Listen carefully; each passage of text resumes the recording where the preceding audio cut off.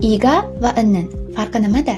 Bugun sizlar bilan o'sha mashhur iga va innin grammatikalarini farqini ko'rib chiqamiz. Birinchi farq. Kimdir yoki nimadir haqida birinchi marta gapirsak, iga. Gapimizni davom ettirib, unga yana qo'shimcha qilmoqchi bo'lsak, innin grammatikasini ishlatamiz. 새로운 카페가 생겼어요. 그 카페는 공원 옆에 있어요. Ikkinchi farq.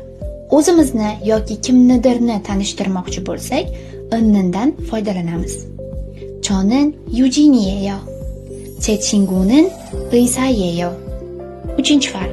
Biror narsa yoki shaxsni inkor qilganimizda va bor yo'qligini aytganimizda igadan foydalanamiz. 사전이 아니에요. 민수가 있어요. Lekin bu degani yuqoridagi holatda innindan foydalanib bo'lmaydi degani emas. Bu haqida keyingi videoda to'liqroq tushuntirib beraman. Videoni tezroq joylashimni istasangiz, kommentariyaga ikkinchi qism deb yozib qoldiring. Obuna bo'ling va like bosishni unutmang.